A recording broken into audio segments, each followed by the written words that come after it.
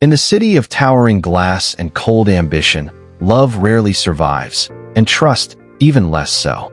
Inside the upper floor of Blackwell Holdings, Claire Evans sat with her back straight, hands folded on her lap. 27. Fiercely intelligent. Guarded.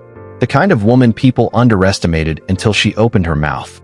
Across from her, the infamous Aiden Blackwell, 32. Billionaire. Stone-faced. The kind of man women dreamed of and warned each other about. He slid a crisp folder across the desk. Aiden, bluntly. 3 years. Public appearances as my wife. No emotional involvement. We walk away clean after. Claire blinked, unsure if she heard correctly. Claire, softly. Why me? Aiden, without hesitation. You're smart. Discreet. Beautiful. You won't catch feelings. She should have walked away. But desperation wears different masks. Her brother's surgery needed funding. Her mother's home was under foreclosure. So Claire signed. That night, her phone buzzed with the headline, Billionaire Aiden Blackwell marries unknown assistant in secret ceremony. And just like that, Claire Evans became Claire Blackwell, a bride made of paper and obligation. The wedding was extravagant, the kind only magazines worship. 1,000 roses, a gown worth more than her student loans, and a groom who didn't even look at her. Behind every picture-perfect moment was silence. Cold, deliberate silence. She moved into his penthouse, a palace in the clouds. But no laughter echoed there. Only heels on marble. They lived like distant planets, orbiting, never touching. Weeks passed. She learned his routine.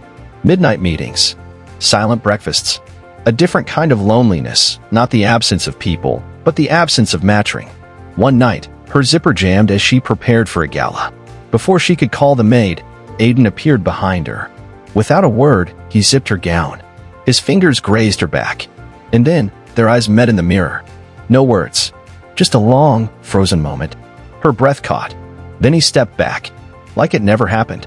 Later, on a private jet, Claire fell asleep reading. Aiden watched her, something unreadable in his eyes. He pulled the blanket over her shoulders and returned to his laptop. She pretended not to notice. But she did, and something small began to melt. She started falling. Slowly, hopelessly. She stayed up late, waiting to share meals. She defended him when tabloids dragged his name. She laughed at his mother's old stories, learning how he once loved dogs and hated olives. Aiden, meanwhile, drifted in and out like a shadow. He gave her nothing, except moments. Glimpses. And those glimpses ruined her. She wasn't pretending anymore. But he still was. One night, over whiskey and thunder, she whispered, Claire, what am I to you? Aiden. Necessary. Convenient. Safe. That night, Claire cried into a pillow, not because he lied, but because he didn't. The next day, she found a charity gala invitation with her name on it. She wore red. For herself. For power. A stranger flirted. Called her radiant. Across the room, Aiden saw. His smile was polite, but his jaw was tight. Aiden, pulling her aside. You're enjoying yourself? Claire, coldly. I'm allowed to be admired. Aiden, snapping. Don't flatter yourself. Claire, quiet fire. You don't want me, but you won't let anyone else have me either. Love doesn't die in screaming matches. It dies in cold boardrooms.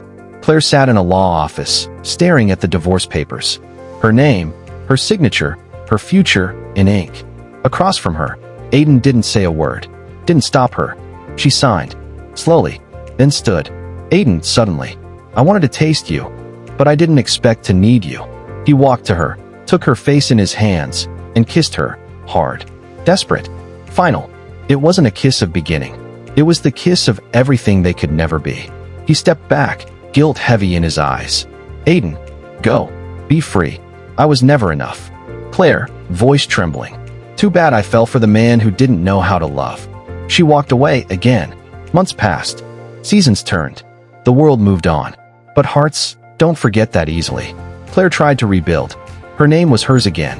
Her freedom tasted sharp. Then, one morning at a beach house miles away from the city, a letter arrived. It was handwritten. The ink smudged in places. Aiden, voiceover, reading. I signed the divorce, but I never signed off on us. I was cold because I thought love was weakness. You were never convenient. You were the only thing that ever felt real. She dropped the letter, ran barefoot down to the beach. And there he was, standing at the edge of the ocean. No suit, no mask, Just Aiden. Aiden, softly. No contracts. No conditions. Just me. Just you. Tears streamed down her face. Claire. Then kiss me like it's real. And this time, it was. Their lips met, no longer strangers. No longer pretending. The waves crashed behind them. The sun dipped below the horizon. And in that perfect, impossible moment, love returned.